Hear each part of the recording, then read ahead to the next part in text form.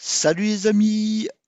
Eh bien aujourd'hui je vais faire un petit tuto sur différents éléments et entre autres faire une petite animation sur un composant dynamique.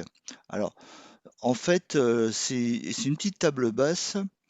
Alors la table basse, donc on le voit ici dans le composant dynamique, elle est composée d'un caisson. Alors le caisson, c'est tout l'ensemble, sauf le plateau, bon qui lui, j'ai pas mis d'attribut, hein, puisque l'intérêt c'est surtout de voir le plateau mobile. Alors le plateau mobile, lui, a plusieurs attributs, donc sa position en X, en Y et en Z. Euh, Sachant que, en fait, on va jouer surtout sur un paramètre qui est le paramètre onClick et la fonction animate qui va nous permettre d'animer le plateau. Donc, hop, si je fais un petit exemple, je clique, hop là, voilà, il monte, il redescend, il monte, et quand je reclique, il redescend. Voilà. Alors, comment j'arrive à ça? Alors en fait, je vais venir cliquer sur ici, je vais retrouver en fait toutes les fonctions ici de SketchUp. Ce qui nous intéresse nous en l'occurrence pour ce cas présent, c'est la fonction onClick. Et je vais commencer donc par onClick et animate slow. Alors je vais venir cliquer ici, je vais supprimer ce que j'avais mis ici.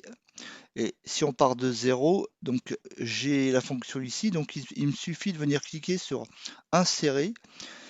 Et là, je vais pouvoir venir mettre mes attributs, entre guillemets. Donc là, en l'occurrence, l'attribut, ça va être, on va commencer par Z.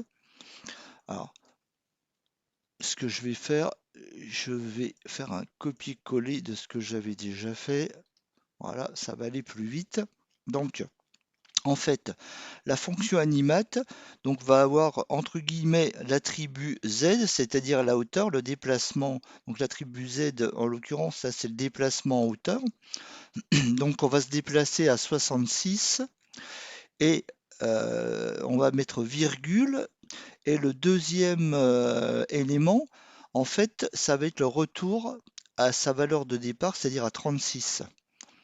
Et on va faire la même chose en mettant bien un point virgule. On va mettre la même chose, animate slow, entre parenthèses et entre guillemets Y, l'attribut Y. Donc on va partir de 0 pour aller jusqu'à 30, un déplacement de 30 cm en Y. Voilà. Donc c'est vraiment en fait tout simple, hein.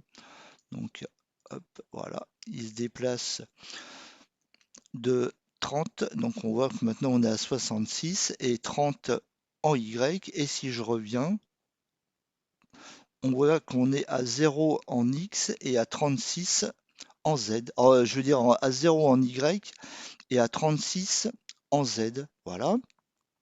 Alors, ce qu'on peut faire, c'est faire aussi au lieu de prendre slow et d'avoir un mouvement défini, on peut faire custom. Donc si je supprime et que je fais insérer, là je vais être en anime custom. C'est-à-dire que pareil, entre guillemets, on va avoir l'attribut qui va être Y ou Z. Alors par contre, on a plus de paramètres, le temps de l'animation, la vitesse de début, la vitesse de fin, et ensuite l'état de départ et tous les états qu'on voudra intermédiaires jusqu'à l'étape de fin. Du coup, pareil, hop, je vais faire un copier-coller de celle que j'avais déjà fait, copier, hop, coller, voilà, voilà. Donc en fait, donc l'attribut j'ai bien mis Z, la vitesse j'ai mis 4 secondes, la durée pardon 4 secondes, la vitesse de départ 10, la vitesse d'arrivée 5, donc on est en ralenti normalement à l'arrivée. Après, toujours les mêmes valeurs, hein, 66 et 36, et pareil pour Y. Donc là, si je viens cliquer dessus, hop, et on voit qu'il y a un petit ralentissement à la fin. Voilà.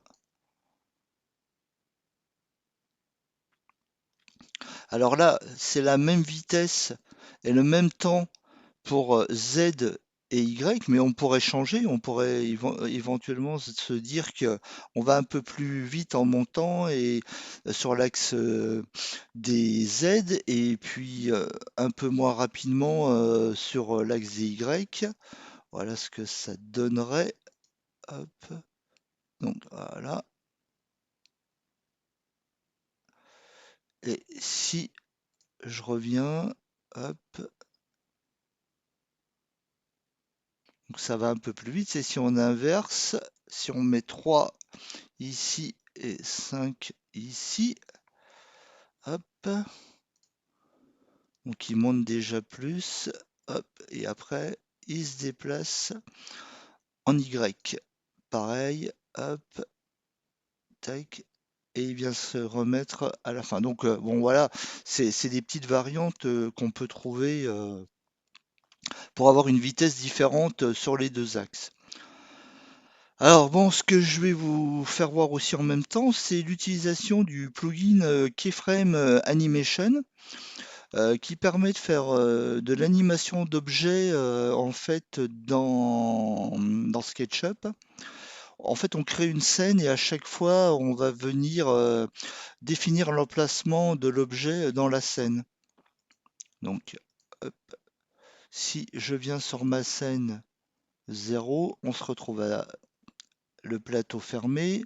Je viens cliquer sur ma scène 2, hop, le plateau se lève, la scène 3, la scène 4, la scène 5 et la scène 6. Bon, du coup, en fait, à chaque fois que j'ai une étape intermédiaire, je viens cliquer sur enregistrer l'objet sur chaque scène différente. Du coup, il enregistre la position de l'objet sur chaque scène.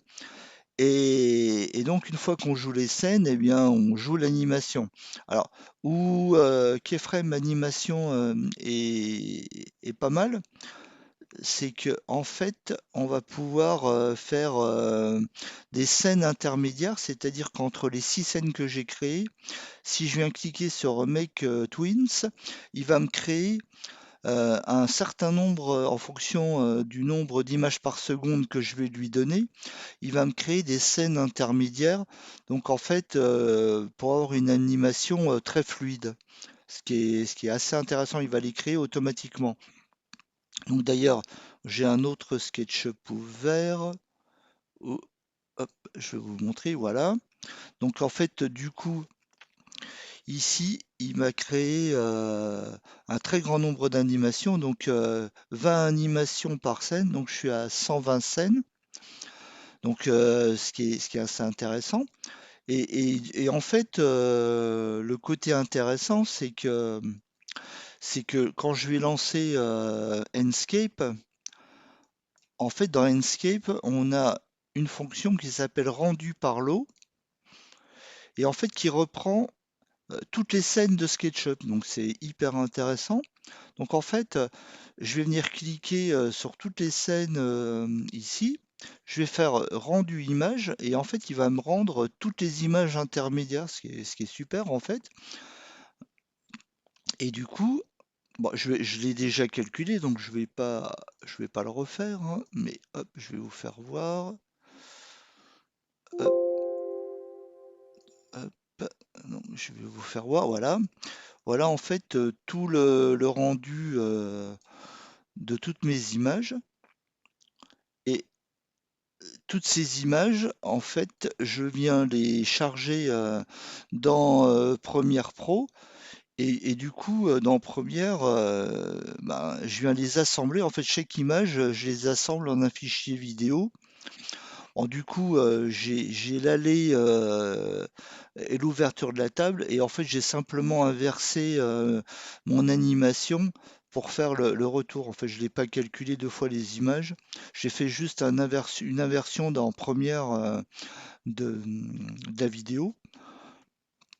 Et en finale, donc, voilà, ça me donne ça pour le fichier, le rendu du fichier. Bon, tout ça fait vraiment hyper rapidement, quoi, en à peine 3/4 d'heure. Ouais, franchement, à peine vraiment, j'ai fait ça. Alors, une petite chose aussi, hop, c'est que voilà, pour faire cette petite animation image par image, en fait, ce que j'ai fait, c'est c'est que je vais faire un copier-coller, pareil, tac, copier, hop, CTRL V, hop, voilà. En fait, j'ai pris le même principe, sauf que j'ai rajouté beaucoup d'images intermédiaires pour pouvoir, en fait, à chaque fois que je clique, aller créer une scène, en fait, hein. Donc j'ai mis en fait un clic à 40 centimètres, 45, 50, 55, 60, 66. Et pareil sur l'axe des Y, je suis parti de 5, 10, 15, 20, 25 pour arriver à 30. Hein, donc en fait, ça me permettait d'avoir des éléments intermédiaires. Donc si je viens cliquer ici, hop, elle va se déplacer juste à 40 et à 5. Et à partir de là, je crée ma deuxième scène. Hop, je reclique, une nouvelle position, je recrée ma troisième scène. Quatrième clic, cinquième clic et sixième clic. Voilà. Hein, donc voilà le principe sur lequel je me suis basé pour faire assez rapidement cette petite animation.